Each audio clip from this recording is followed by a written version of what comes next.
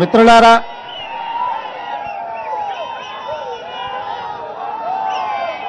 యువమిత్రుల ముఖాలలో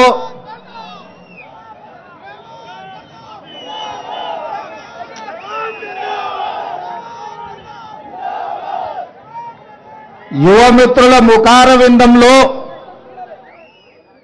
ఒక విజయ దరహాసం నాకు కనిపిస్తుంది. ఈ దేశంలో ఏదైనా గొప్ప పరిణామం జరిగిందా అని మా మిత్రులను అడుగుతున్నా. మీరు ఇంత సంతోషంగా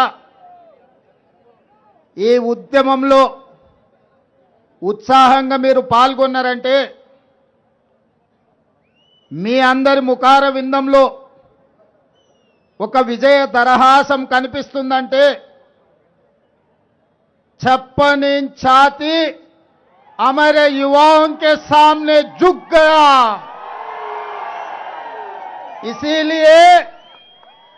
इसीलिए आज हमारे भाई बहनों जनजी के चेहरे पे, आज हमारे जनजी भाई बहनों के चेहरे पे एक विजय दरहास मैं देख सक रहा हूं। मगर ये बस की बात नहीं है, बस नहीं है, नहीं है ये, क्योंकि हमारे युवाओं का जो डिमांड था, सड़क से लेकर संसद तक आप लोगों ने आवाज सुनाकर 56 इंच छाती को हराकर विद्या मंत्री का इस्तीफा देने का मजबूरी करवा दिए। मगर नीट एग्जाम में जो शहीद हुए, इस लड़ाई में, इस जंग में लाखों विद्यार्थियों के खिलाफ जो केसेस लगाए, अभी तक केसेस नहीं निकाला। जो परिवारों के अपने भाई बहनों ने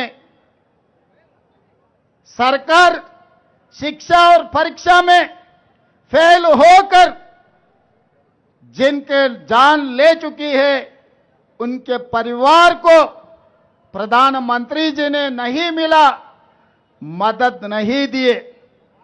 इसीलिए मैं आप लोगों के तरफ से राहुल जी और खड़गे जी, संसद में जितने इलेक्टेड रिप्रेजेंटेटिव्स है, तेलंगाना राज्य से मैं ये गुजारिश करूंगा कि आप लोग आवाज उठाओ।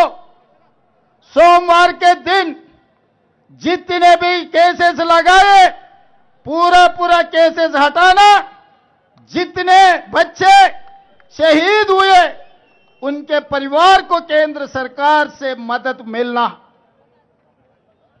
మిత్రులారా, ఈరోజు ఈ మైదానంలో కనిపిస్తున్న తెలంగాణ నడిగడ్డ మీద అంబేద్కర్ సాక్షిగా, ఇందిరమ్మ సాక్షిగా వేలాది మంది జంజీ యువకులు ఇక్కడికి వచ్చి,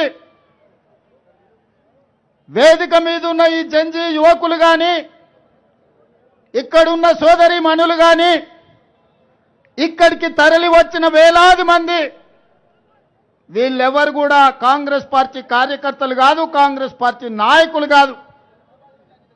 ఈనాడు భారతదేశ యువత సాధించిన విజయాన్ని మేము కాంగ్రెస్ ఖాతాలో రాసుకోదలుచుకోలేదు. ఈనాడు ప్రధానమంత్రి మెడలు వంచి ధర్మేంద్ర ప్రధాన్ రాజీనామా చేయించింది ఈ జంజీ యువకులు. మీ పోరాట ఫలితమే, మీ పట్టుదలనే ఈనాడు ప్రధానమంత్రి తల వంచి ధర్మేంద్ర ప్రధాన్ చేత రాజీనామా చేయించండు. మీ పోరాటానికి, మీ గళానికి రాజకీయ పార్టీలు మద్దతు పలికినాయి తప్ప, ఈ పోరాటం మీది, ఈ విజయం మీది. ఈనాడు ఈ సమావేశం కూడా, ఈనాడు ఈ నిరసన కార్యక్రమం కూడా ధర్మేంద్ర ప్రధాన్ రాజీనామాతో సరిపెట్టకుండా నీట్ పరీక్షల్లో చనిపోయిన కుటుంబాలను ఆదుకోవడానికి ఉద్యమం సందర్భంగా విద్యార్థుల మీద పెట్టిన అక్రమ కేసులు తొలగించడానికి, చనిపోయిన కుటుంబాలకు నిర్వాళులు అర్పించాలి అని నిర్ణయించుకుంటే హైదరాబాద్ నగరం నలుమూలల నుంచి, తెలంగాణ రాష్ట్రం నలుదిక్కుల నుంచి ఈనాడు వేలాది మంది ఇక్కడికి వచ్చి మేము ఆ కుటుంబాలకు అండగా ఉన్నాం, ఈ ప్రభుత్వ వైఫల్యాల మీద పోరాడతాం, అది నరేంద్ర మోడీ కావచ్చు, గుజరాత్ నుంచి వచ్చే వాళ్ళ తాత కావచ్చు, వాళ్ళ మీద పోరాటం చేస్తామని ఇవాళ ఈ వేలాది మంది విద్యార్థులు అంబేద్కర్ సాక్షిగా ఇక్కడికి వచ్చారు. వాళ్ళకొక్కటే తెలుసు, ఈ దేశం వాళ్ళది, రాబోయే దేశ భవిష్యత్తే ఈ యువతరం భవిష్యత్తు. ఈ యువతరం భవిష్యత్తు బాగున్నప్పుడే ఈ దేశం యొక్క భవిష్యత్తు బ్రహ్మాండంగా ఉంటుంది. అందుకే ఈనాడు మీ పోరాటానికి పార్టీలకు అతీతంగా ప్రజాస్వామిక వాదులందరూ ఎక్కడున్నా దిక్కులు పిక్కటిల్లేలా మీకు మద్దతు ప్రకటించారు. అందుకే కేంద్ర ప్రభుత్వం దిగొచ్చి ఈనాడు మీకు అండగా నిలబడ్డది. అందుకే మిత్రులారా, ఈరోజు మా మిత్రుడు మహేష్ గౌడ్ గారు చెప్పిండ్రు, ఈనాడు నిరసన తెలపాలంటే జంతర్ మంతర్ నుంచి లోక్సభ రాజ్యసభ దగ్గరికి వెళ్ళాలంటే కేంద్ర ప్రభుత్వం జలిపించిన లాఠీలు, పేల్చిన తూటాలు మీ పోరాట పటిమను దెబ్బ తీయలేదు. కానీ ఈనాడు మా మిత్రుడు మహేష్ గౌడ్ గారు ఒక సూచన చేసిండ్రు. రాజీవ్ గాంధీ గారు రాజ్యాంగ సవరణ ద్వారా, 61వ రాజ్యాంగ సవరణ ద్వారా అప్పటి వరకు ఓటు హక్కు 21 సంవత్సరాలు ఉండే. కానీ రాజీవ్ గాంధీ గారు ప్రపంచ దేశాలను గమనించి 21 సంవత్సరాల ఓటు హక్కును 61వ రాజ్యాంగ సవరణ ద్వారా ఈనాడు 18 సంవత్సరాల నూనూగు మీసాల యువకులకు, మా సోదరి మణులకు ఈరోజు రాజీవ్ గాంధీ గారు ఓటు హక్కు ఇచ్చిండ్రు. ఇక్కడికి వచ్చిన చాలామందికి మొదటిసారి ఓటు హక్కు 18 ఏళ్ళు నిండంగానే వస్తుందంటే ఆనాటి ప్రధానమంత్రి స్వర్గీయ రాజీవ్ గాంధీ గారు రాజ్యాంగ సవరణ చేసి ఈరోజు ఆ ఓటు హక్కు ఇచ్చిండు. చట్టసభలు ప్రధానంగా ఈ దేశంలో స్థానిక సంస్థలు, శాసనసభ, లోక్సభ, ఈ 3 ప్రధానమైన ఎన్నికల చట్టసభలు. ప్రధానమంత్రి పివి నరసింహారావు గారు ఈ పక్కనే ఉన్నారు.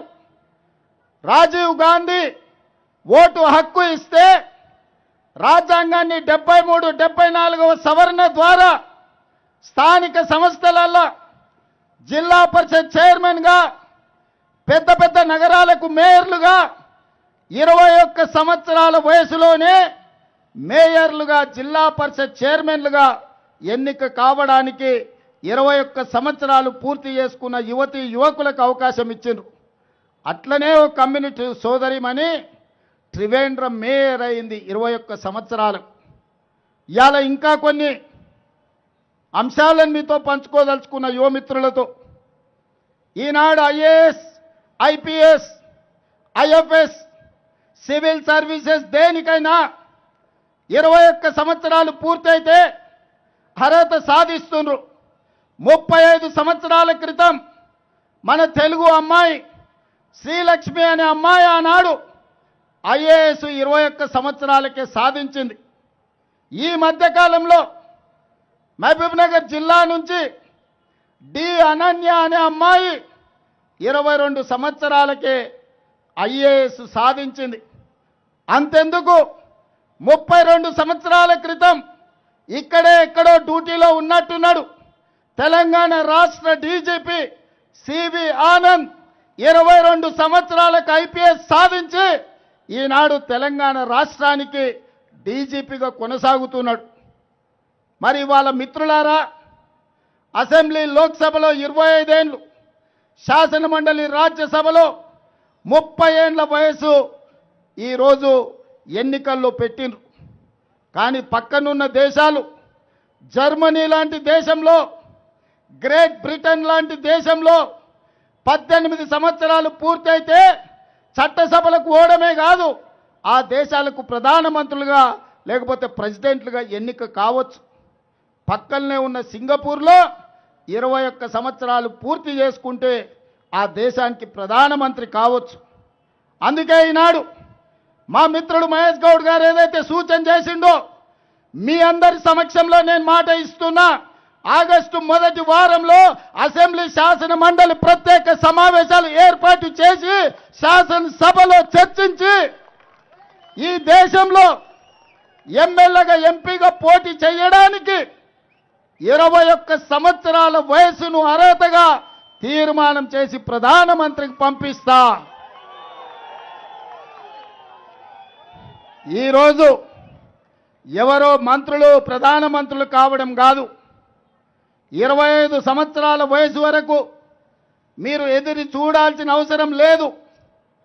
ఈరోజు జంతర్ మంతర్ వీధుల్లో ధర్నా చేయడం కాదు, లోక్సభ రాజ్యసభలో మీ గళాన్ని వినిపించడం ద్వారా, మీ సమస్యల్ని లేవనెత్తడం ద్వారా ఈ దేశానికి ఆదర్శంగా ఉండే విధంగా ఈ దేశం నుంచి యువకులు ఈ దేశాన్ని పరిపాలించగలిగిన సత్తా ఈ యువకు ఇవ్వాలి అని తెలంగాణ శాసనసభలో తీర్మానం చేసి పార్లమెంటులో రాహుల్ గాంధీ, మల్లికార్జున్ ఖర్గే గారి నేతృత్వంలో బిల్లును ఆమోదించే విధంగా ఈనాడు కాంగ్రెస్ పార్టీ, మా ప్రభుత్వం ప్రయత్నం చేస్తుందని చెప్పి ఈ సందర్భంగా మీకు నేను మాట ఇస్తున్నా.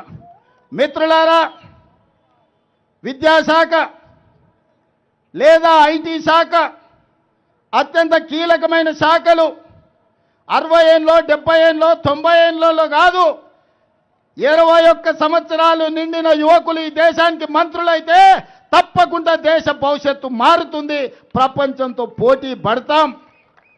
ఈనాడు 543 మంది ఎంపీలు ఉంటే 1% కూడా జెన్జీ ప్రాతినిధ్యం లేదు.